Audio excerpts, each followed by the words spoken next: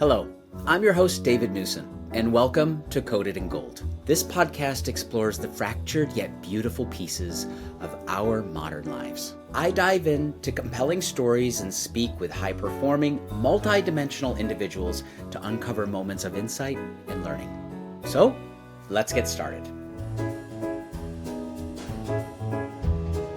I couldn't be more pleased to bring you today's episode of Coded in Gold.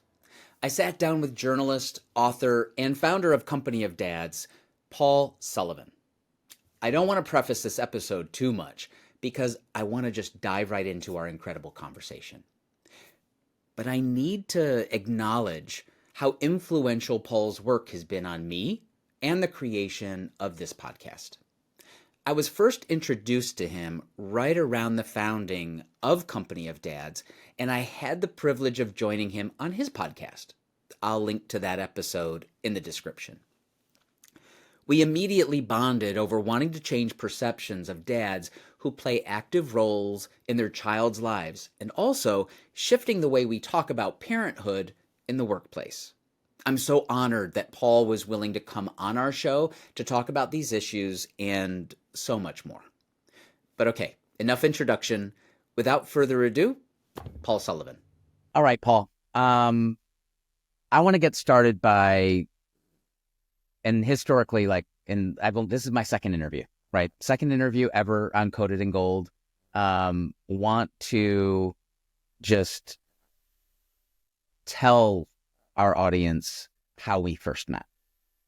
And I'll start, and you can maybe fill in some of the gaps. I don't want to put you on the spot. Like, okay, no, how that's did fine. you guys meet, Yeah, right? Like, but I was a CMO at, in the wealth management business.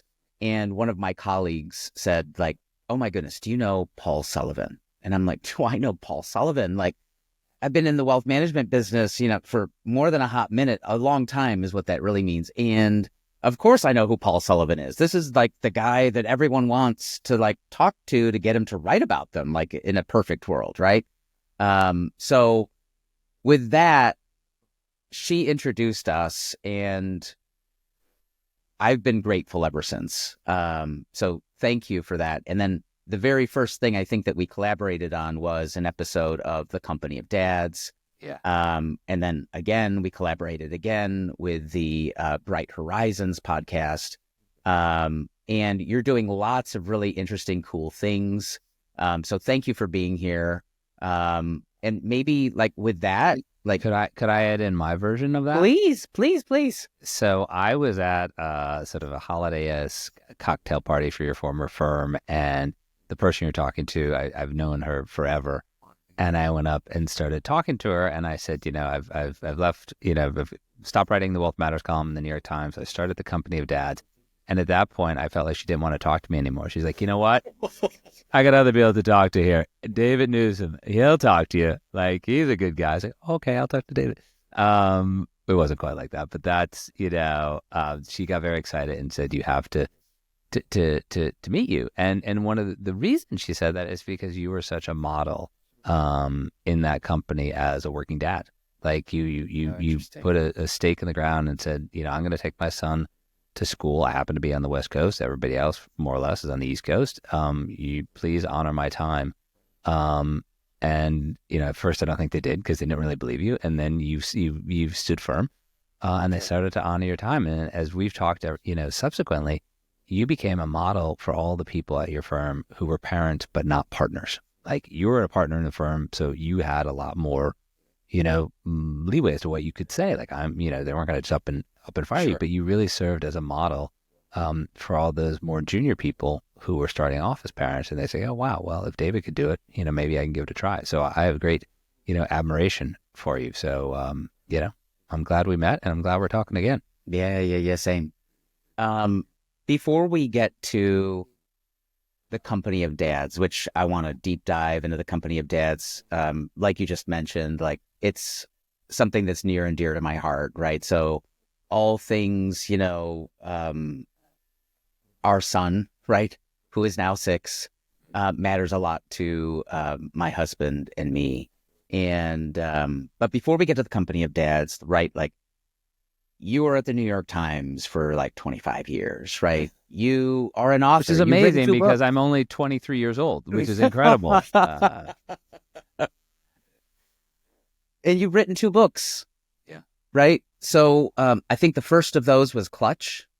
And like, talk to me a little bit about Clutch. And if I'm getting like dates right, like it was released around the time that your first daughter was born. Do I have that right? You do?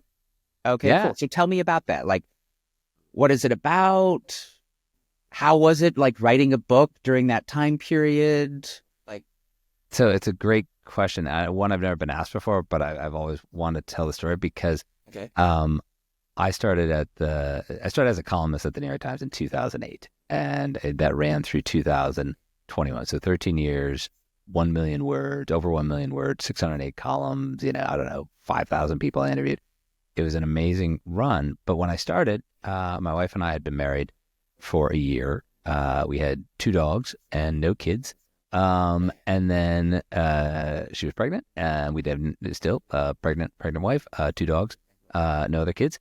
And I was able to sort of write away. And she, as the pregnancy went on, I was getting closer to finishing the book. But as anyone would, it's exhausting to carry a child. So she would go to bed earlier and earlier. And so I would stay up later and just write. And the book, our daughter was born in August, first daughter, we have 3, for August of 2009. And the book came out in September of 2010. But books usually get finished about a year before, the whole rough draft has already been turned in by that point. And then there's editing. And it just went really smoothly. Now, the corollary to that is when I wrote my second book, I started writing it when my wife was pregnant with our second daughter. And that book did not go well at all because it was all predicated on me having a full-time job during the day, writing this column for the New York Times, writing other stories for the Times, doing other newspapery stuff, and then carving out that time in the evening to write the book. But now my wife is pregnant and we have another child. And as you know from your son, small children sometimes sleep through the night, sometimes they don't. You're a little bit more tired with this. Just a little. Yeah, just a little. And so that book, it came out in 2015. It was due in 2013. And I say this for anyone who's listening, who's an aspiring writer or struggling. Like, I was a pretty experienced writer by the time I got, to that second book, and I was not sleeping. I wrote 1 chapter in my head, like going or walking around the island in my house because our second daughter would not sleep at all. And I just sort of turned it in, and the editor read it, and I felt like a 5th grader. He kind of came back and said, we got to try this again. And I said, what are you talking about? Like, I've already written a book. I'm Paul Sullivan, New York Times. I was like, yeah, no, we got to try this one out. And so it then took me an additional year to write the book because I just, and that sort of speaks to, like, as a parent, as a father, you don't quite know how your life is going to change when you have children until your life actually changes. And so I sort of based that whole second book, writing of it, on my experience from the first book. And it was, completely the opposite. Wow. So the topic of Clutch is what? What did you write a book about? The first book, Clutch, Why Some People Excel Under Pressure and Others Don't. Okay. And there are five reasons that people are clutch, 3 reasons why people often choke under pressure. But I wrote the book for 2 reasons. One, like, as a kid, I was super close to my grandfather, who worked in the post office, and he would take me to play golf. And as I got older, I got a job working at a golf course. We had no money, so I wasn't joining a country club, but I got a job working in the bag room. Sure. Kind of schmoozed my way. They let me play, and then I would play in the little local, like, town tournament. And whatever, I was halfway decent, and I would shoot, a fairly low score with my friends. And then I'd go out in these tournaments knowing my grandfather was going to be there. And I'd shoot 10, 15 shots higher and completely be out. I choked. And so that stayed in the back of my mind. And then as a business journalist, I was watching what the CEOs were doing in 2007, 2008, 2009, and how some of them were really handling the pressure of the financial crisis really well. and others were not. Others were just flailing and choking. And the supposition was, if you're the CEO of a big fill in the blank financial services firm, insurance company, whatever, you obviously have similar credentials that have gotten you to that level. So you don't just fall into it. I mean, these are companies with tens of thousands of employees. Why were some people doing better under pressure and others were not? When, you can never have all the variables be equal, but the variables were similar. And those two things sort of informed the book. Did you take any of those skills into parenthood? I don't think it's possible. Yeah, I mean, one of the paramount, the premise of being great under pressure is, I define clutch as the ability to do what you can do under normal circumstances under pressure.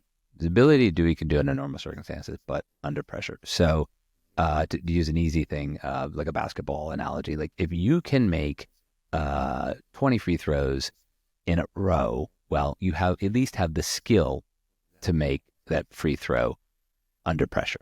And so if you look at parenting, it's a totally different situation. I talked about it just the other night in this meetup we had, but the situations are always changing. So as a parent, when the situation is relaxed, are you able to sort of manage the situation when you're not distracted, when you're well rested? Of course you are. Sure. But when you're not well rested, when you have conflicting, demands on your time, when your children are, yelling and screaming, maybe not so much. But there are two moments. And one moment I remember distinctly being clutch when my youngest daughter had croup, and we didn't know what it was. But croup, for anybody listening, it's striated breathing, and it's really scary as hell when your child is 4 months old. Mm-hmm. And that was a moment where there's only one thing to do. We're going to get to the emergency room, because the answer was so clear that was something where what you thought of, what I had written about in the book, I knew exactly what to do. But the day-to-day parenting, and this is the story I told just a couple of days ago at a meetup, this guy was in the room, and he and I had met at this birthing class for our first daughter back in 2000, early 2009, and it was at the local hospital. And you show up, and there's coffee and donuts and fruit salad, and you put a diaper on a doll, and he and I walked out of there this stuff's easy, man. I don't know, people that complain about this is so easy. Fast forward, my daughter's actually born. It's 3 months in. It's 3:00 in the morning. She's up. She's got to change her. She's just thrown up. She's hungry. And I was like, those people at the hospital, they lied to us, man. They absolutely lied to us. That course should be taught by a Navy SEAL. A Navy SEAL should come to your house, kick your door in, throw cold water on you, and start screaming in your face. That is the only way you could be prepared for the pressure of being a parent. But that doesn't happen to most of us. So No. I mean, I remember we were preparing for our son's arrival, and there was the class at the hospital that we did. And then we supplemented it because we felt like it was a little bit too much of a crash course. It was just oh yeah, you just booted it. And we were kind of left yeah, no. I don't think it's that easy, but oh, whatever, How are we? It's a hospital. They must know where it is all the time. Totally. So I think we went to a local, it was a local doula. Yeah, we had a local doula that was running classes, and it was interesting because we kind of showed up, and we were the only two dad kind of family that showed up. It was a bunch of couples, and you show up with a bunch of couples, one of them is generally kind of carrying a child, right? And so it's oh, okay, they're in a different spot, and we were the only ones kind of sitting there we're just two guys kind of waiting, hopefully, and I think someone actually asked us, you guys are gonna have a child? Oh yes, that's what this is for. Oh my!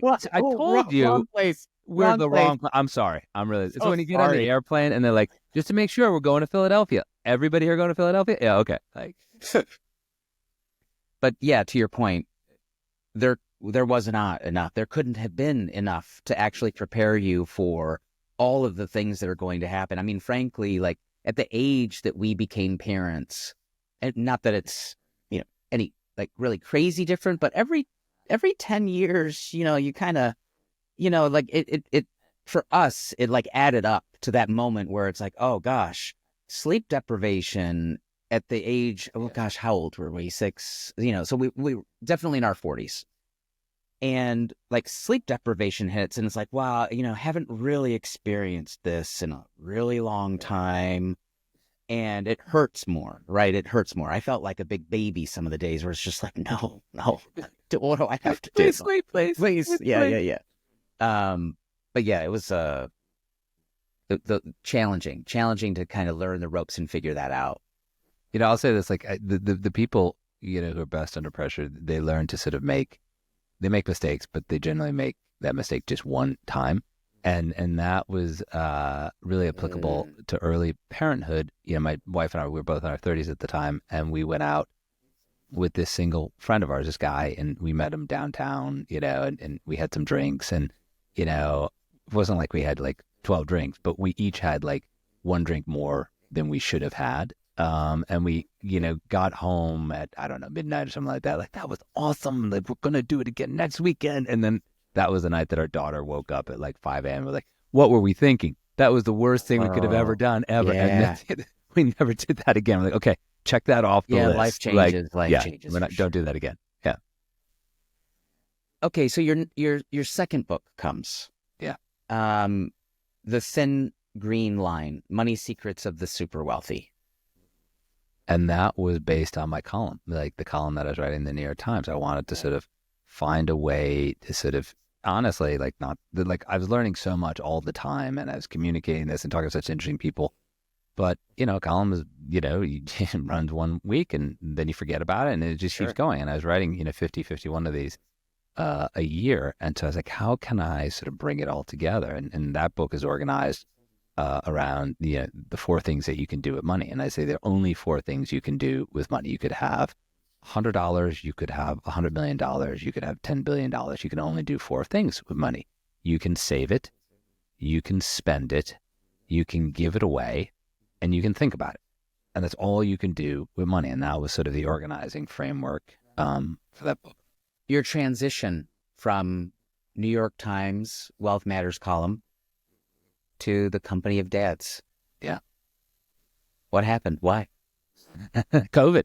No, it's honest to God truth, COVID. So in 2013, I was, whatever that is, 5, 6 years into being a columnist. My wife said, I want to start my own firm. She has an asset management consulting firm, and she had been a big firm. She'd been at a boutique. And as you know, David, coming from financial services, she came home and said, I'm going to go tomorrow. I'm going to tell my boss, this is the time. I'm going to go out on my own. I'm going to say, we're going to put the clients first, because we always say put the clients first. And I'll say, in 3 or 4 months, start of the year. And I said, I don't think it's a good idea. She said, what are you talking about? He's a good guy. I said, you work in financial services. No. I'm going to do clients first. So she goes in, has this conversation with him. He's like, oh, yeah. And of course, the next day, she wakes up and she's the angriest email you've ever seen in your entire life from an employment attorney you never know. Like, she's cut out of the system. Like, in financial services, nobody plays around. Like, if you say, I'm going to go and start my own firm, they don't say, oh, yeah, why don't you take a couple weeks and do this? Like, no, get out of here right now. That's not fly. This isn't, like, For sure. No, not at all. And so she says, oh, and she says, what do we, and she working in financial services, she always was a higher earner in our family. It just, people work financial services earn more money than journalists, even at the Times. And she said, what are we going to do? And I said, well, I think you're going to start your firm soon, because this is all so much of this basically. And she said, well, what are we going to do with our kids? And I said, I'll become the lead dad. And that became our sort of inside joke. But what it meant was I was going to become the go-to parent. And we're very clear about this. We never say primary parent, because if you have a primary parent, you have to have a secondary parent. Sure. We're the go-to parent. So it was the logistics of life. But I say from 2013 to 2020, I was an undercover lead dad. And people say, well, why would you be undercover about something as positive as this? And because, honestly, it was insecurity. It was in my town. Most of the caregiving is done by moms or paid caregivers. So I didn't feel like I could be, Paul Sullivan lead dad. I defined myself by what I did. Paul Sullivan, New York Times columnist, not who I was. And, there are tons of, funny stories that I've written about that have come about. You're sitting at a ballet rehearsal at 4:00 on a Tuesday, and you're like, "What are you doing?" He's like, "Oh yeah, I'm just kind of hanging out here, just drop my daughter off. I gotta get a call. I'm just take a call right now." I'm like, no, I don't. But the flip side of that, I didn't want to seem like I was not fully committed to work, because writing for being a columnist for the New York Times, that was my dream job. I couldn't even imagine sometimes that I was actually doing what I had dreamt of doing as a kid growing up, lower middle class in rural Western Massachusetts. So like, I didn't want to screw it up. Now, ironically, I now know, since starting the company Dads, there are tons of lead dads in my town who are no longer undercover because they come to the events that we have. And most of my editors, of course, at the Times were working parents. And when I said I was ending my column, they couldn't have been more supportive, and they still remain supportive of what I was doing. So it was my own sort of insecurity. But when COVID happened, I realized that the system I had put in place to still work full time and be a lead dad fell apart, almost overnight, because it was predicated on my children being in school or in camp. And if they weren't at school or summer camp, they were either on vacation and we would go take a vacation, or we'd be able to get a high school kid, a college kid, my dad. We'd get somebody to come and fill in. And back then when they got sick, you knew it was going to be fine. They'd be sick for a day or two and then they go back to school. Well, every parent has to deal with that. This, once we got past the first 2 or 3 weeks of COVID, we're like, holy cow, when will this end? And that was when I said, okay, I'm super stressed because I'm really busy at the Times. My wife is super stressed because she's like, what's going to happen to this company that I built? Is this going to be 2008 all over again? Right. And so I went to see, like, are there resources for dads like me? And there weren't. There's lots of stuff for moms, all the stuff for parents, really for moms. And then I thought, okay, are there even that many guys who are lead dads? And that was the light bulb moment, because U.S. Census, Bureau of Labor Statistics, Pew, they track all of this. And I knew that from that data, I realized there are 25 million men in the United States who are lead dads or could be lead dads. And that's a third of all fathers. And that was kind of the light bulb moment. I knew from, my corporate speaking around the 2 books that I wrote, that even the best companies, even the most well-meaning companies, would never in a million years get the return to work correct. Because I was talking to them, from 2010 to 2019, when how you were supposed to work and live was totally set. Like, you went to the office, you worked in the office at home. You didn't really bring your personal life to work. If you said, I'm going to work from home on a Friday, that really meant we're going away for a long weekend and I want to get some stuff packed up. It didn't, nobody was going to work. And if you were like a high ranking executive and you sent out a note saying, I've decided to leave the company to spend more time with my family, everybody knew that you weren't really spending more time with your family. Everyone knew that you'd just been fired and you didn't want to say that you'd been fired. So like that language changed. And so that was really the catalyst. And then I kind of thought about it for a year or so, because, I'm a fairly risk averse person. And I thought about it for a year or so. And then it was my wife, Laura, who sort of gave me the nudge and said, look, you always wanted to write for the Times. You had an amazing run. You've got 3 daughters. Let's see if you can, change the world, make it a little bit better. And she really kind of, pushed me and, that's it. 3 years ago now. That's awesome. How do you get comfortable owning the lead dad role with all of this? Like, it's still, for example, right? There's this awesome Wall Street Journal article, right, that recently was written includes a very large portion about the company of dads. And it's called Behind Many Powerful Women on Wall Street, a Doting House Husband. I know. Right? Yeah. Right. And you're saying like the house husband is really the lead dad or the lead parent. It's the go-to. It's the lead dad. But how do you overcome? There's a lot of like cultural stereotypes embedded in our society today that even like to your point, right? Like people don't even want to talk about like changing roles at work because of what that might be communicating about what's happened at home, right? Like, oh, lead dad, oh, maybe he lost his job, maybe he's right. like this or that or whatever. So there are 3 phrases we never use at the company dads. House husband is one, Mr. Mom is another, and a stay-at-home dad is the third. But when people are listening, if the Wall Street Journal ever writes about you, it is kind of churlish to then send them a note saying, thank you very much for that wonderful coverage. Could you please change the headline? So you just totally. You just go with it. So I'll tell you, Sure. so I've always been comfortable being public facing, giving talks, being out there. You put your byline on something in the New York Times. A lot of people read it. They say mean things about you. Nobody ever says nice things. But when my final column ran, it sort of said, this is why I'm leaving and this is what I'm going to do. And I remember this guy, hedge fund guy, as if I'm not even making this up, it's like right out of Central Casting. This hedge fund portfolio manager comes up to me in my town and says, hey, man, congratulations on retiring young. And I'm like, what do you have any idea how much a journalist makes? And do you have it? Like, journalists don't make what hedge fund people make. And so like, no journalist is retiring in his 40s. Like, I'm not retired. Like, I'm doing something else. And so a couple things. So I got it became a lot easier for me when I launched this in such a public way by writing about it in the New York Times.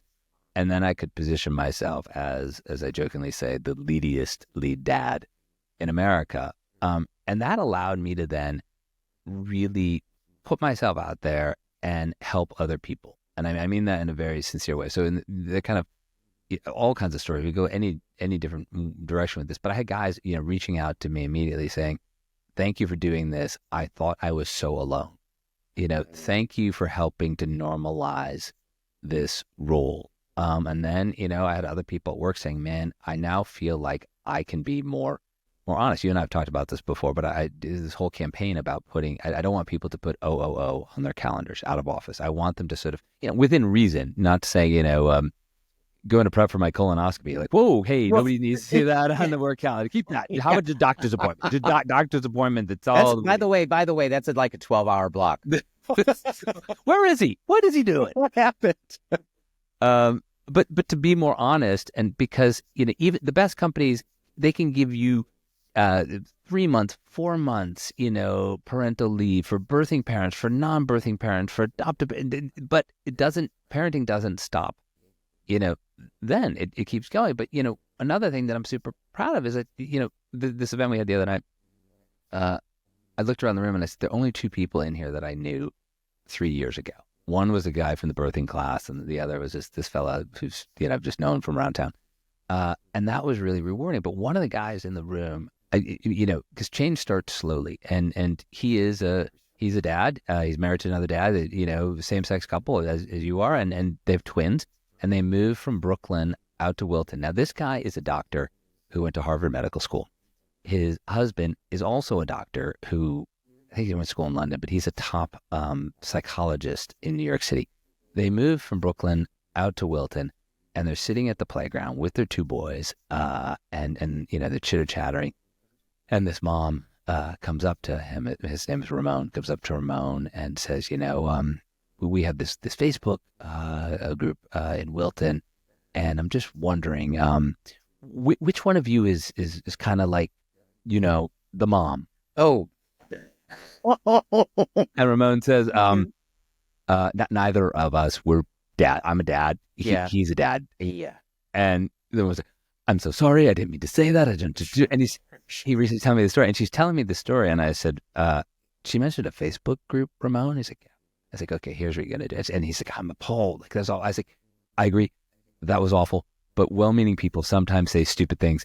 You want to get into that group. It's like, I don't want to be in that group. What are you talking about? It's like, you don't understand. She was trying to invite you to the Facebook moms group for Wilton. And if you don't get in that, when your boys want to fill in the blank, play soccer, try ice skating, whatever, try out for the school play, if you're not in that group, you will have no access to the information in your town.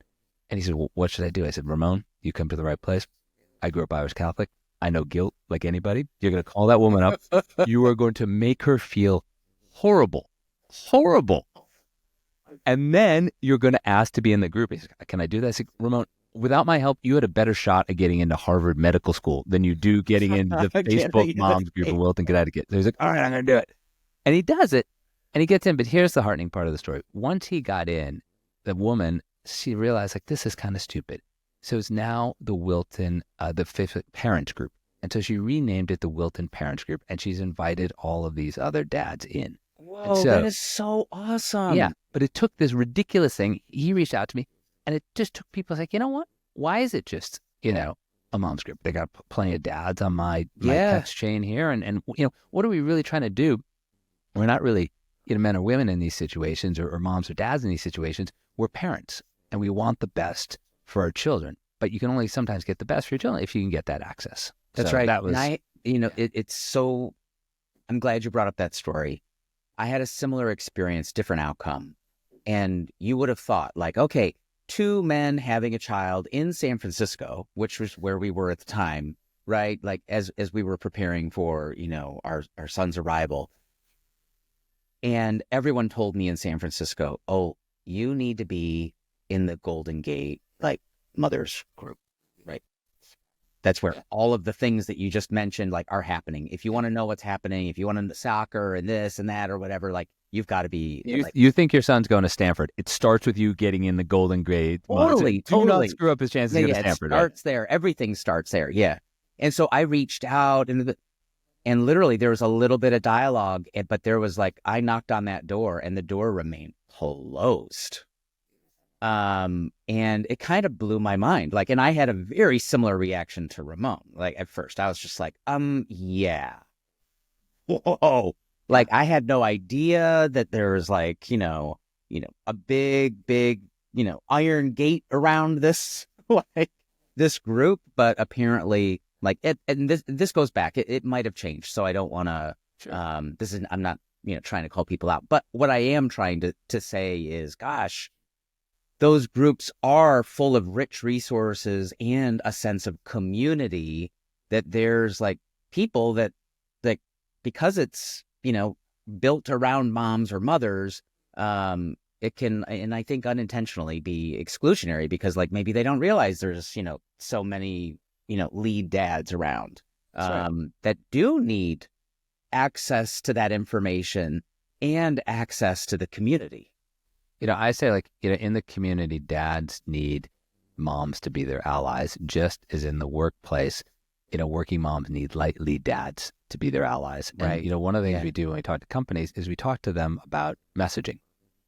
I'm never going to come in and say, let me help you create your HR plan. I don't have the skills for that. You could hire a big company. They'll do it. But what I am really good at is helping them message it. So for example, if a dad says to you, or here's an even more obvious example. If a woman says, I'm pregnant.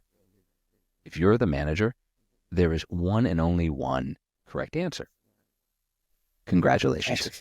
That's it. There's nothing, and then just shut up. Don't say anything. That's right. But they don't do that all the time. Like, oh wow, that's when. Oh, we got a big project. Yeah, no. Are you gonna, when the baby's born, are you gonna take time off? And that's an extreme example. But like when dads say, a company allots them a certain amount of parental leave as dads, and they say, and they go to their manager, and again, only one answer, which is, I'm really glad you're availing yourself of this policy that we have, and enjoy your time on parental leave. Too often, though, what happens, and this comes from managers, both men and women, too often it comes something along the lines of, that's great, but like when I was your age, when I was I missed so much. Like I just worked all the time. Like that's how I got here. I just worked, and I missed a lot. And what that does is it undermines all the work that the benefits people, the HR people have done to create an equitable policy and an equitable workplace, because it's managers who are anchoring on things that they remember from 20, 25 years ago when they were in that position. It's one of the things, it's another gender stereotype that we're really pushing to change. And at the end of the day, we say for companies, this is really important for you, because if you want to create the resilient, equitable workplace of the future, the one that's going to withstand the next version of COVID or whatever the next giant shock is, you want to be able to select people based on their ability and their skill. You don't want to select people because, they were in the office more than somebody else because they decided not to take leave. And that's when it really gets through to them, because then it's a bottom line issue. Let's talk about how we talk about things in the office.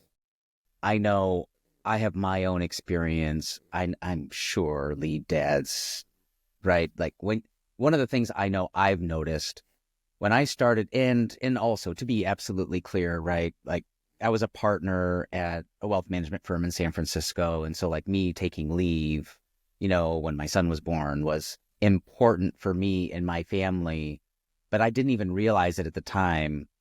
I was actually sending a signal to the rest of the firm that this was actually okay.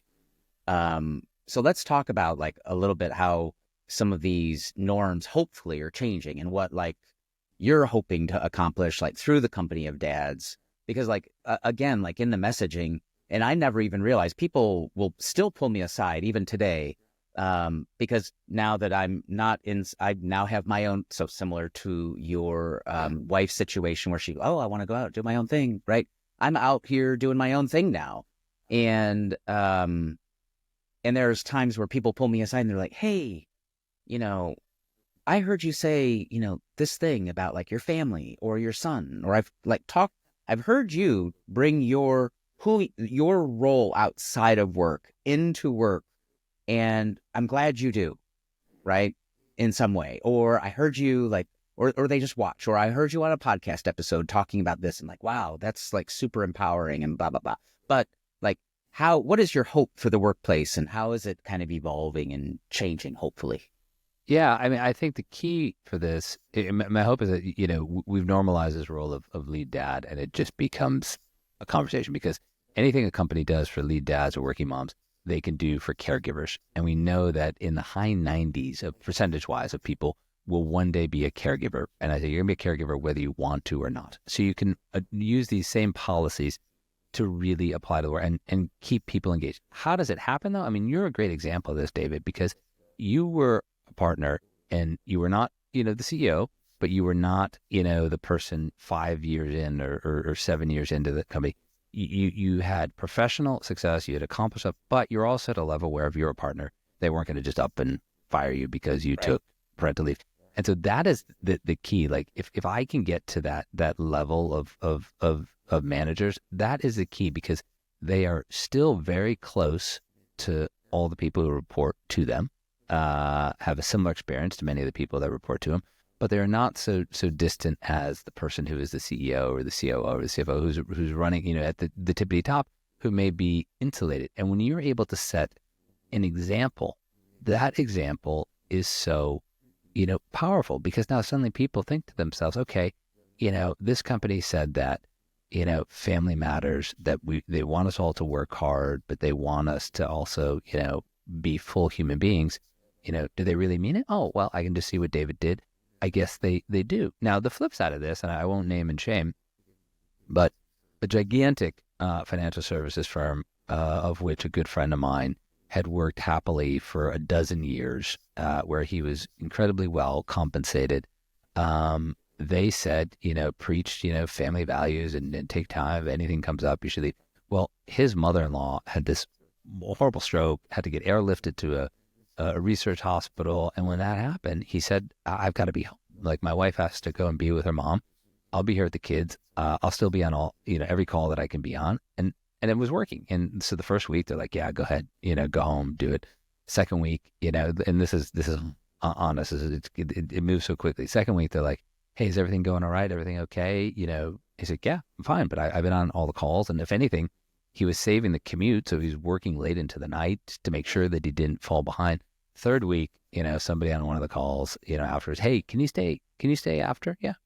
I just want you to know you're my friend. You're doing a great job. But people are starting to talk. Like, they're wondering when you're going to be, you know, back in the office. And of course, by the fourth week, the drumbeat was, hey, you know, you got to have a plan for you to get back here. Now, this guy, fairly senior guy, you know, making 7 figures, never complained about the commute, never complained about being in the office 5 days a week, just did it. But it was that disjuncture between what the company said, and it made it look great, you could put it on all the brochures, and what actually happened in practice. And so he started looking for a job, and, you know, a couple months later, you know, he's on garden leave now, he has a new job, he's going to be paid more money at this new job, but he never would have left otherwise. He was totally happy where he was. He wasn't looking for a raise. He wasn't looking to change firms. And that's what we talk about. This is a real economic issue for companies, because an individual with 12 years of experience walked out of the door. It's not easy to replace that person. He has all this institutional knowledge. You can find somebody but he was a cultural fit. You know, what if you get the next person doesn't really fit, you know, and all of the disruption, where had their stated policy been consistent with their policy and practice, this never would have happened. And I sometimes joke, like, if the company had just said, you know what, we actually don't really care about your family. we don't care at all. Like, keep it to yourself. I don't, Well, then it's clear. yeah. And then it's clear. And then you're like, oh, okay. No, I don't just be here every day. I don't really care otherwise. Yeah, tough. Oh, okay. All right. Well, all right. Yeah. Or just have them say like, hey, 2 weeks, no questions asked, like third week, get That's back right. in the office. That's right. Yeah. Right. Just say it, right there up front, and then and it's all the dancing around. And once people sense hypocrisy, that's when, flags go up, and that's when they start Or questioning, what do I do?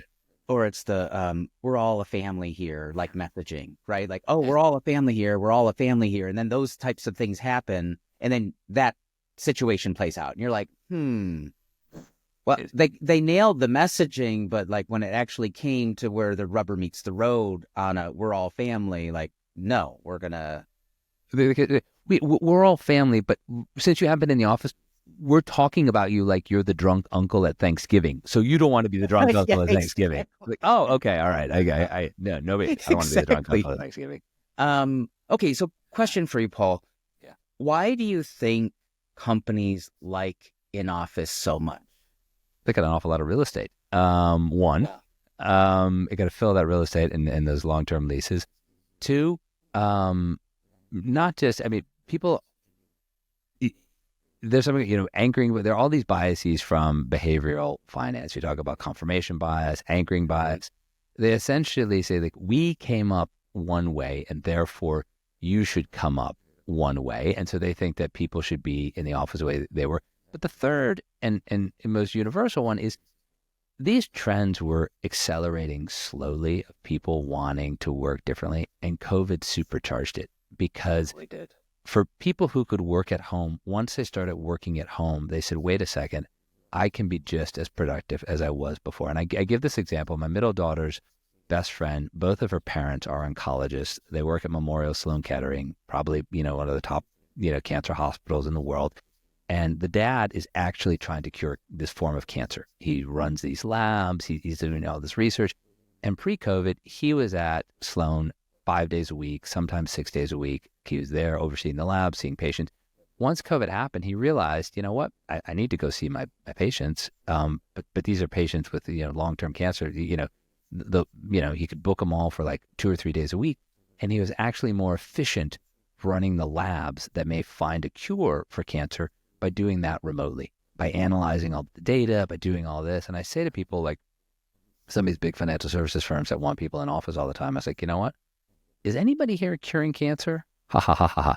Well, my friend's dad, who actually is curing cancer, figured out a way to work differently. But all in all, it's about if that pace of change was so rapid that people aren't adapting. And another story I'll tell is my next door neighbor worked for Citigroup in the 1980s. He and Sandy Weil, famous, financier, were close. And this guy was so senior that at one point, he was on the train for an hour or more from New York, to where we live in Connecticut.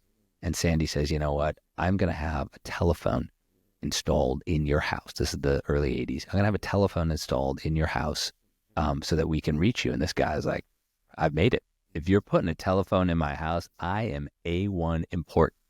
Now, fast forward 40 years. That was like the height of technology. Like, can you believe this? They're putting a telephone in it's like the bat phone. Like literally the guy had the bat phone in his house. Fast forward 40 years. If somebody got to a certain level at Citigroup today and they're like, hey, you finally made, senior managing director, the telephone company will be out tomorrow. We're going to install a landline in your house. They'd be like, what are you talking about? I got this thing here called this iPhone, and no, we've been doing this. One of our founders, Sandy Weil, did this back in the 80s. It worked really well. We've just never stopped. You'd be like, I'm out of here. These people are nuts. And that's some of these policies that people haven't adapted. Like, you're managing people. You're not managing sitting bodies in an office, but they haven't adapted. And if they step back and take this out of the parenting lens, take this out of the caregiving lens, and think about it. If you're running a big company, you have people in offices all over the country. Maybe you have people in offices in London. Maybe you have people in offices in Tokyo. Maybe you have people in offices all over the world. You're not physically seeing those people on a day-to-day basis as a leader of a division, as a leader of a company, and you figured out a way to manage them. So it just takes a different degree of imagination. And, I'm ultimately an optimistic person. I think that managers are going to figure this out, because what's going to happen is their top employees are going to leave and they're going to be, forced to figure it out, or they're going to realize, we're just as productive this way. How do we figure it out? But it's going to take time, because as I said, COVID accelerated something that, even though it was happening, it would have taken decades to get to where we are in just a few years. Yeah. And it's also interesting too. I find this even now running my own business. If I get too far in the weeds on the actual nuts and bolts of what needs to get done on a client's account over a period of time, right? And I don't actually take the time or carve out the time that I need to be creative and think creatively about the future of my business, right? Which is a very different mindset. If I'm not intentional about creating that space, like the work will just always consume you, because there's like no end to the work. Like there's always something else to be done. There's always something else to execute on. There's always something else. And so I've found, and even recently, like, it's like, oh, no. You got to come up for air. You got to create that space where you can, it's not everything is prescribed. Like, okay, blank sheet of paper moments, like, and then the creative side of me is like, it's a design challenge, right? How do we figure out the solution to this design challenge, which is, we don't have to have people in the office every single day. And in fact, like, you can be more productive outside of the office, right? But then when you do come together and you're intentional when you come together with other humans, actual human interaction can get better, right? Like I remember days of, going into the office, and there were some days like I would not move the needle on the work because there was just so much just like of the office patrol, not policing people, but like you just stop by someone's office, you have a good conversation, you stop by another, and sometimes like that's really useful. And then there's other times where it's a hamster wheel. It's just like, there's a lot of waste in even the relational aspects of what it means to be in an office with other human beings. Yeah. A good friend of mine is a partner, law firm in Boston. And really quickly, in COVID, they realized that they needed people to collaborate, and they also needed people to work independently. And so they just simply created anchor days. And so I don't know what his day are, but let's just say his day is Tuesday and Thursday or something like that. No matter what, the team that he was on, his type of law, they had to be in the office those days. And really there was no excuse. I mean, unless you were sick or something else. And those were the days that were designated for that sort of in-person synchronous work, so they could collaborate. And also, like, let's be fair, like, if you're far enough along in your career, you're like, I don't really need to go in the office, but all those people that you want to mentor for the longevity of the firm or the company need you to be there. So if they knew on Tuesdays and Thursdays they were going to be doing that sort of collaborative in-person work and not going in the office to sort of, edit a legal document or sit on a Zoom call or something like that, that just pisses people off. Because then you're like, well, why did we all came in the office and now I'm sitting on a Zoom with a guy 3 desks over because there's another guy in, a different city. And that's where it fails. But when it's super intentional, as you said, David, that's where, companies really start to thrive. And, their human capital, their employees, stay engaged. What do you say to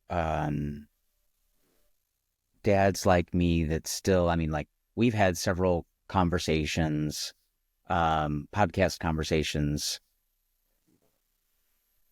I still struggle with that moment where I look at my door and I know the end of the day is coming, where my role needs to transition from like, okay, founder CEO of like my business to like, okay, I'm a dad.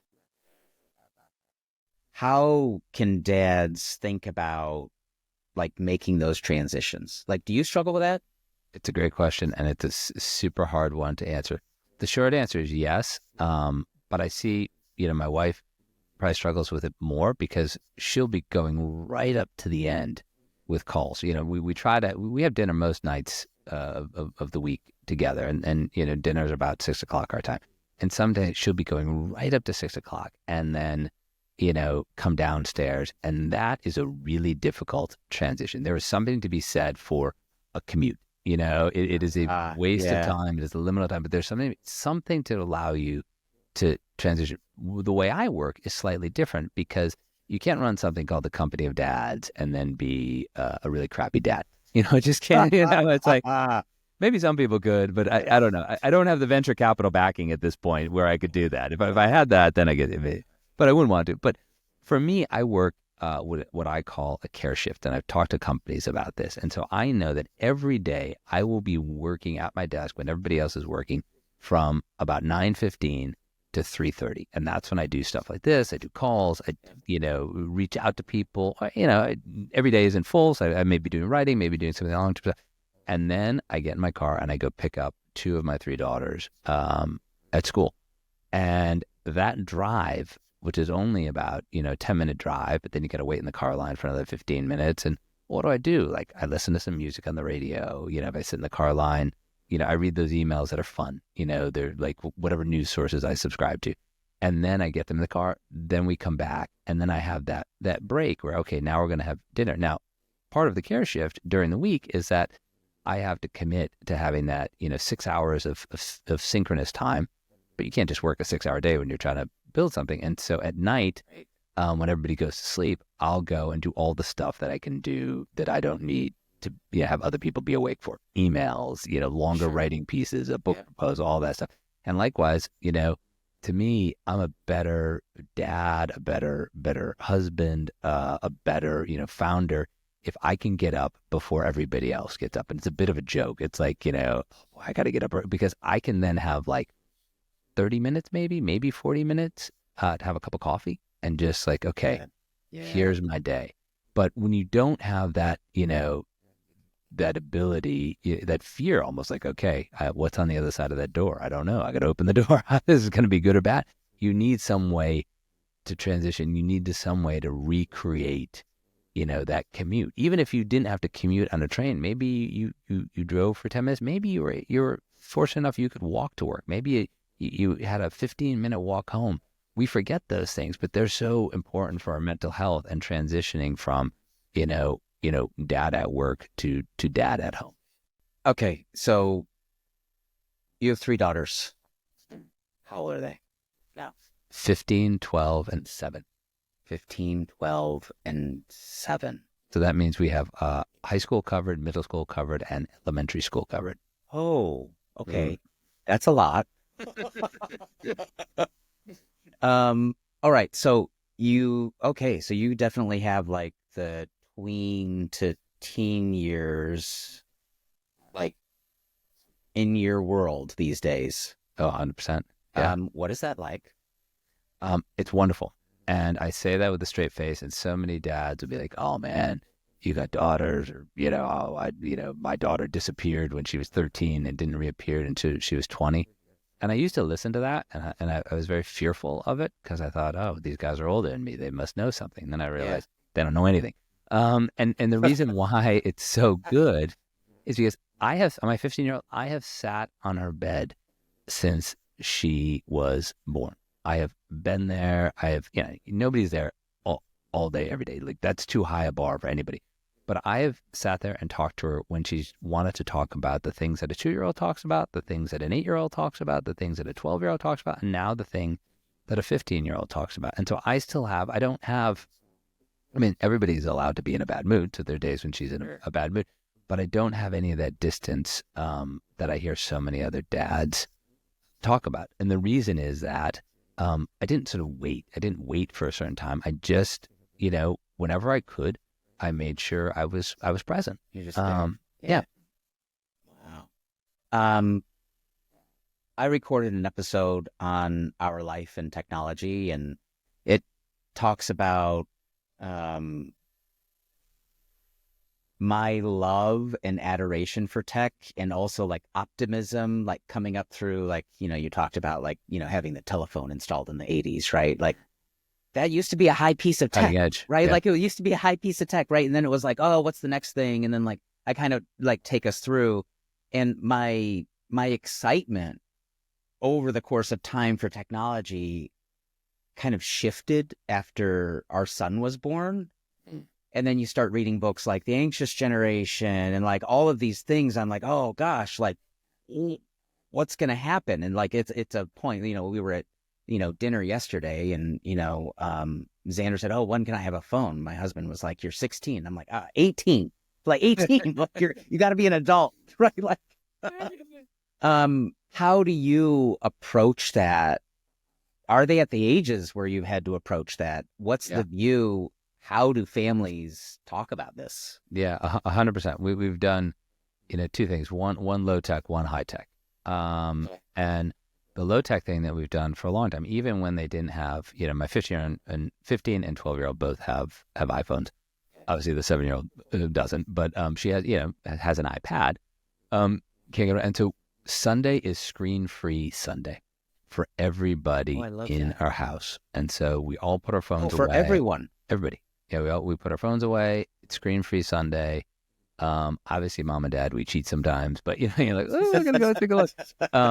But if you get caught cheating, you'll be called out, because when you have a 15-year-old, they are sort of hypocrisy-seeking missiles, and they'll find you and like pop up like, you're on your phone. Totally. So you can't cheat. And that's the low tech. And what does that do? That allows a reset. And all of my daughters, their friends know this, so it's not strange if they don't hear from them on a Sunday, because it's something they talk about. That's the low tech version. The high tech version of this, because like every parent who has kids on technology, it's this constant argument, this constant battle of like, how much are you on your phone? What are you doing? Are you still on your phone? And that it's not productive.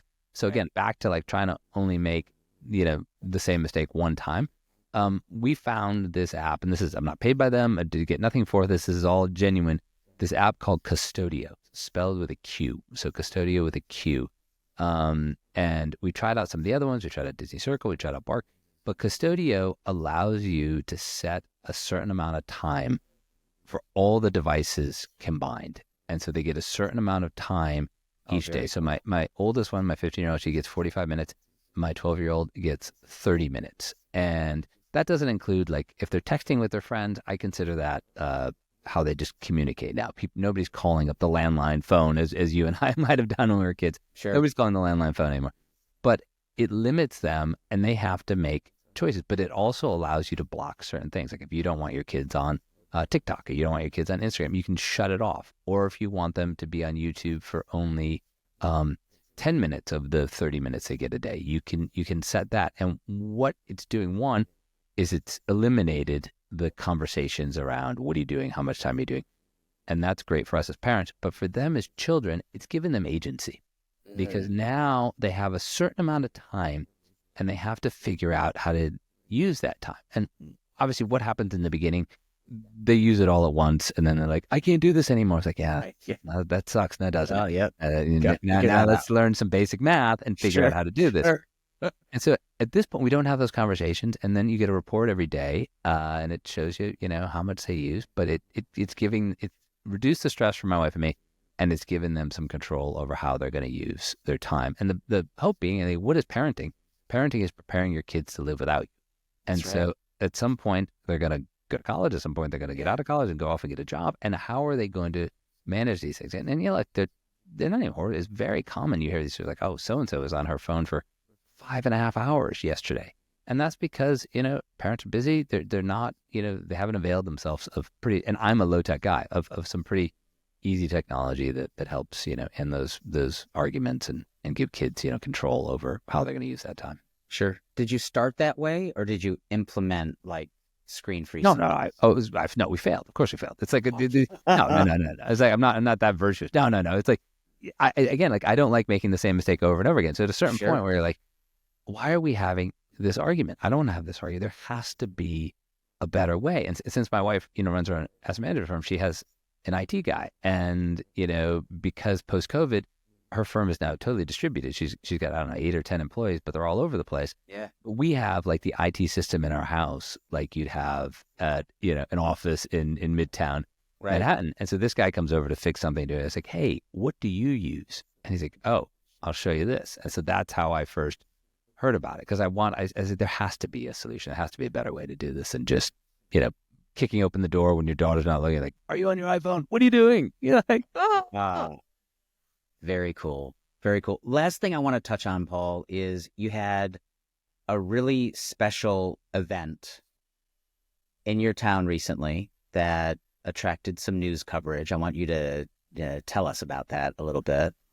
I know I was flattered I got an invite. So I was traveling. Otherwise, I would have absolutely been there. But it was super amazing. So ABC News reached out and they said, we'd like to do a segment on you for Nightline. It was a big news program. And I was like, holy cow, this is amazing. And so they sent out, producers and cameramen and, so a whole lead up to this ahead of time. And they spent sort of full day from sort of like 12:30 to 9:30 at night with my family, going around with me as I kind of, live my day. The host of Nightline is a woman named Juju Chang, who is an amazing journalist. You Google her, you'll recognize her immediately. She did the interview with me. She did the interview with my wife. And then we had this meetup afterwards. And it was all nerve-wracking because like about, 30 guys had RSVP'd. Yes, 30 dads, but it's a Thursday night. Like anything can happen. I was like, this will be so bad. Like, I was like, here I am, like company dads, and there's like one person there. Like, am I in the right spot? Like, what is this? Not, no, I'm sorry, I'm in the wrong spot. I'm sorry. Let me. And like more than over 30 guys showed up, and it was a wonderful night. And so it's going to air sometime in January or February. So super excited. Yeah, very cool. Thanks for asking, buddy. What's next for the Company of Dads? I'm going to Disney. No, we're talking right before the end of the year, so we're gonna kind of take a break because it's really important. As you said before, like the work goes on forever and it's interminable, and so if you don't find a way to take a break, so I have this sense of calm because I've got everything planned through the holidays. We're gonna we celebrate Christmas. We're gonna celebrate Christmas, then we're gonna go away for a week or so. And then we're going to come back and just, keep at it, in the new year. So that's fantastic. Awesome. Paul, thank you. David, thank you for having me on. This is wonderful. Appreciate it. Thanks, man. Thanks for listening to Coded in Gold. I've been your host, David Newsom. If you liked this show, please give us a review on Spotify and Apple Music. And if you're watching on YouTube, leave us a comment. I'm dying to hear your feedback and to keep this conversation going. You can also follow Coded in Gold on our socials for more updates on upcoming episodes. Links are in the description or show notes. Thank you, and take care.